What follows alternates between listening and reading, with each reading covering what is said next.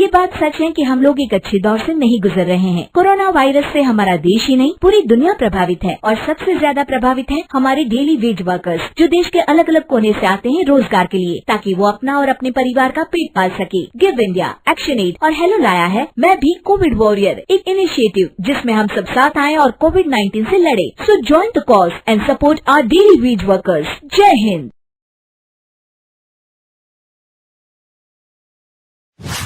रजनी को बचपन से ही पेंटिंग का बहुत शौक था।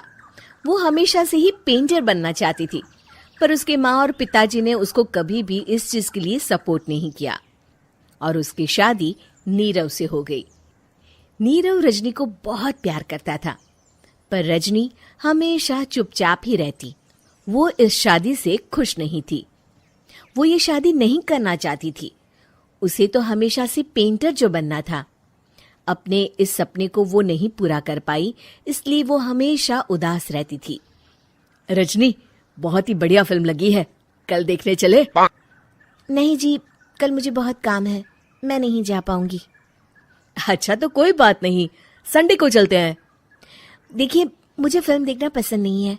आपको जाना है तो चले जाइए। नीरव को मना करके रजनी वहां से चली जाती है और अपने बैग को खोलकर उसमें बंद पड़े ब्रश और कलर्स को देखकर रोने लगती है। रजनी, चलो ना कहीं बाहर खाने चलते हैं, कुछ तुम्हारी पसंद का। जी, मुझे नहीं जाना, मेरी तबीयत ठीक नहीं है। रजनी वहां से चली जाती है। नीरव को समझ नहीं आता कि रजनी उससे इतना दूर क्यों रहती है। वो जब भी उसके साथ वक्त बिताना चाहता है, रजनी कोई ना कोई बहाना बना देती है। एक दिन घर पर कोई नहीं था।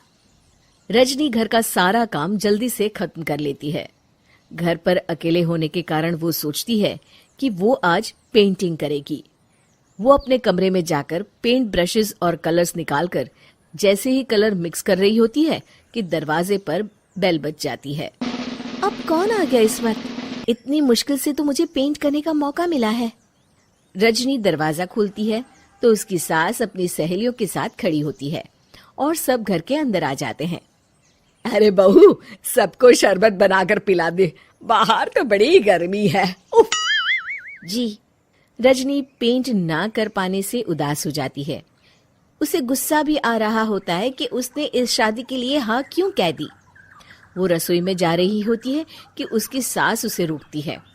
बहू, सबके खाने का भी इंतजाम कर लेना, आज का लंच तो ये सब यहीं करेगी। हाँ। रजनी बिना कुछ कहे रसोई में चली जाती है।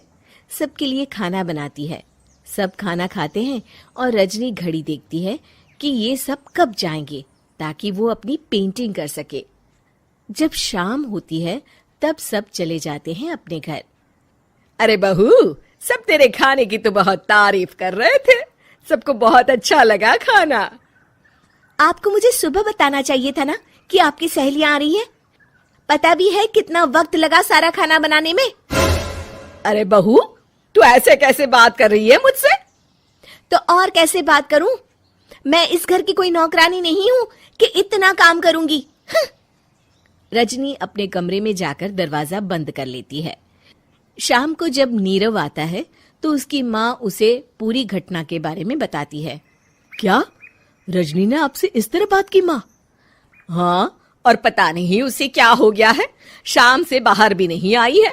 मैंने तो कई बार आवाज दी, खाना भी नहीं खाया उसने। तू ही बात करके देख ले बेटा।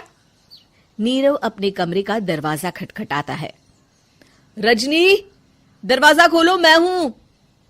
रजनी दरवाजा खोलती है और फिर वापस जाकर अपने बिस्तर पर लेट जाती है। रजनी, माँ से बात करने का ये क्या तरीका है? मैंने कोई गलत बात नहीं की है। अरे तुम क्यों ऐसे बर्ताव कर रही हो सबके साथ? क्या तुम इस शादी से खुश नहीं हो? रजनी कुछ नहीं बोलती। अरे बताओ मुझे रजनी, क्या ये शादी तुम्हारी मर्जी के खिलाफ हुई है? हाँ, मैं ये शादी कभी नहीं करना चाहती थी।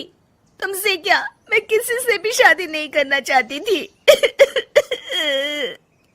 रजनी रोने लगती है। चुप हो जाओ रजनी, बताओ मुझे, तुम क्यों नहीं करना चाहती थी शादी? रजनी बेड के नीचे से अपने पेंटिंग्स, कलर्स, ब्रश, पेपर्स निकालती है। इतने में उसकी सास भी कमरे में आ जाती है। ये देख रहे हो, ये थे मेरे सपने। मैं पेंटर बनना चाहती थी, पर माँ पापा ने कभी सपोर्ट नहीं किया और मेरी शादी करवा दी। मेरे सारे सपने टूट गए।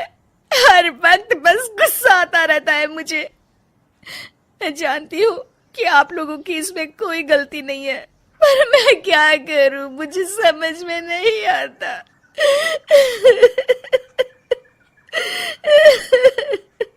रजनी फूट फूट कर रोने लगती है। मुझे माफ कर दीजिए, आप दोनों के साथ मैं बहुत बुरा बर्ताव कर रही हूँ। अरे रजनी बेटा, चुप हो जाओ तुम। नीरव पानी लेकर आता है। ये लो पानी पियो और शांत हो जाओ। रजनी पानी पीती है और उसकी सास पेंटिंग्स देख रही होती है। अरे नीरव, हमें तो पता ही नहीं था कि हमारी बहू कलाकार है। अरे कितनी अच्छी पेंटिंग्स बनाई है, देखो तो।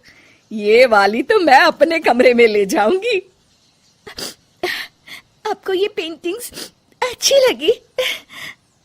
अच्छी नहीं, बहुत अच्छी लगी। और तुमने हमें बताया क्यों नहीं? तुम जब चाहे पेंटिंग कर सकती हो रजनी। हम तुम्हारे सपनों को पूरा करने में तुम्हारा पूरा साथ देंगे। हाँ बेटा, हम कला की कद्र करते हैं।